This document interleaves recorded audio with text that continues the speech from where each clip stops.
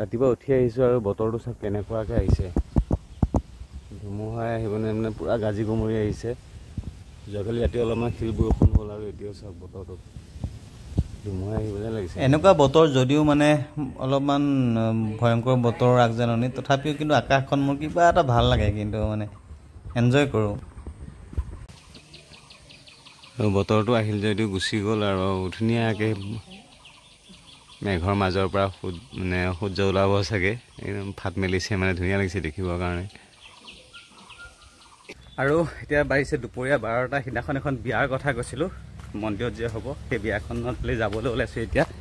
এইফালে মা ওলাইছে আৰু ওচৰৰ খুৰীহঁত যাব বিয়ালৈ বুলি ওলালোঁ। এইফালে মাহঁত আছে আৰু দিবা এইফালে সকলো আছে। আৰু মানে এনেকৈ অকণমান একেলগে গৈ পেলাই ভাল লাগে ক'ৰবালৈ গৈ। আৰু মন্দিৰৰ পৰিৱেশ আগতে দেখাইছোঁ, গতিকে আজিও পাৰিলে দেখাবলৈ চেষ্টা কৰিম। থান আহি পালোঁ আমি আৰু চাকি বন্তি জ্বলোৱা হৈ গ'ল। তাৰপিছত এতিয়া মানে এই মাহঁতে, মই সেৱা কৰিলোঁ, ল'লোঁ আৰু প্ৰজন, আৰু মাহঁতে ইয়াত লৈ আছে সেৱা চেৱা কৰি মেলি পেলাই নিৰ্মালি লৈছে। আপোনালোকে যদি ইয়াতে অহা নাই, আহিব পাৰে। আমাৰ কামপুৰৰ পৰা 12 কিলোমিটাৰমান ডিষ্টেঞ্চত আছে। বহুত ভাল লাগে মানে, আৰু খুব বেছি মানুহ নহয়, গতিকে মোৰ এনেকুৱা এটা পৰিৱেশ বেছি ভাল লাগে। মূল নামঘৰত সেৱা কৰাৰ পিছত ইয়াতে মাধৱ মূৰ্তি এভাগ আছে, ইয়াতো সেৱা কৰোঁৱে আহিলে। কিবা এটা মানে ভাল লাগে, এই শিলৰ এনেকৈ মানে ওপৰত শিল ভাগ আছে যে, কিবা এটা ভাল লাগে মানে। এইবাৰ আহিলোঁ শিৱ মন্দিৰলৈ, শিৱ মন্দিৰ ভাগো আছে ইয়াতে, গতিকে ইয়াতো সেৱা কৰিলোঁ। আৰু এই ভাগো আছে এনেকৈ শিলৰ চেপতে, ভাল লাগে কিবা পৰিৱেশটো মানে।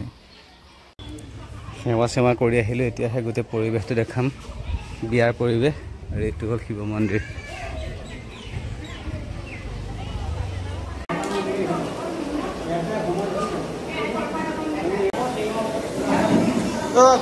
বোলে চাই দিয়ক, লাগি আছে।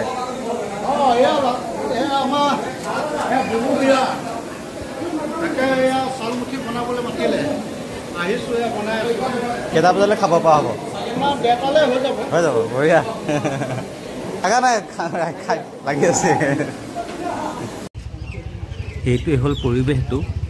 এই পাহাৰ যে আছে তাৰ ওপৰত গ'লে মানে এখন বেলেগ এখন পৃথিৱীত থকা নিচিনা লাগে। মানে বহুত বছৰ আগতে মই উঠিছিলোঁ, এতিয়া মানে উঠিব নোৱাৰা হ'লোঁ, ভাল লাগে। সেৱা চেৱা কৰি অলপমান ওলাই আহিছোঁ ৰাস্তাৰ ফালে। তাৰমানে একচুৱেলি ইয়াতে বান্দৰ বহুত আছে, কিন্তু বান্দৰৰ কাৰণে বিস্কুট আনিবলৈ পাহৰিলোঁ।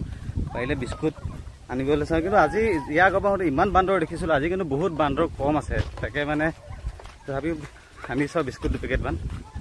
আৰু সেইটো হ'ল মেইন ৰোড, এইটো মানে এফালে নগাঁৱৰ পৰা আহি পেলাই এইটো ৱেষ্ট কাৰ্বি আংলং যায়।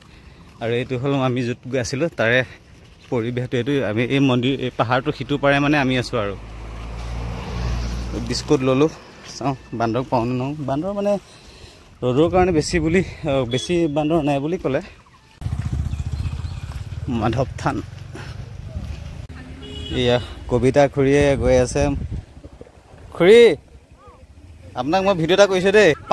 পানী তুলিবলৈ গৈ আছে, এখন বৰপানী নদী।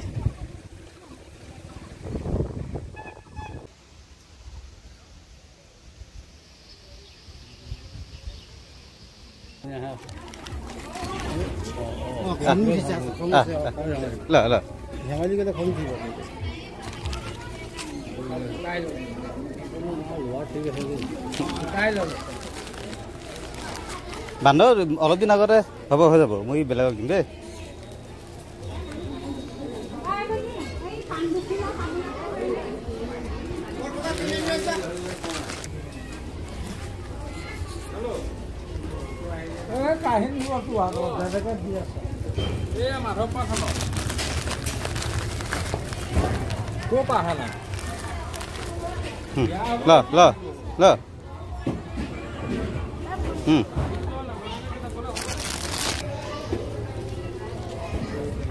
No. Huh. No.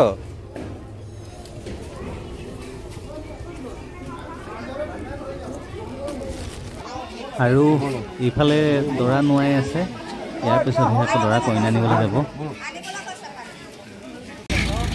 তাত থাকোঁতেই মানে এই নদীৰ পাৰত গাঁত খান্দিছে, এনেকুৱা এটা মেচিনটো মই একচুৱেলি আজিয়ে দেখা পাইছোঁ। মানে মই ইমান দিনে দেখা নাছিলোঁ, সেইকাৰণে বোলে ভিডিঅ'টো কৰি থৈছোঁ, এটা ভাল লাগিছে চাই পেলাই।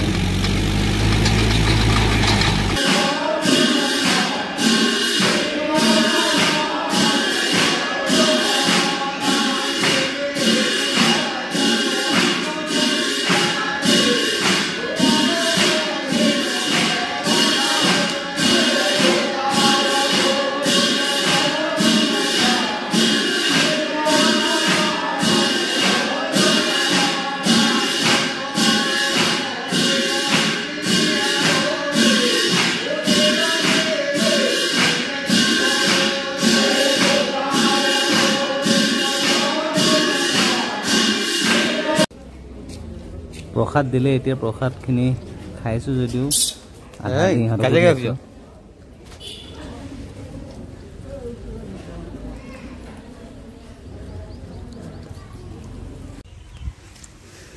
নদীখনৰ ওচৰলৈ অলপমান নামি আহিলোঁ। এখন বৰ পানী নদী, চাওক পৰিৱেশটো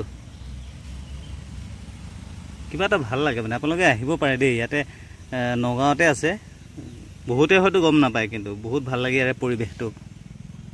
ৰিল চিল বনোৱা মানুহ হ'লে এইখিনিতে বাৰু কিবা এটা বনাব কৰিব পাৰিলেহেঁতেন, মানে হেৰিটো জেগাটো বৰ ধুনীয়া।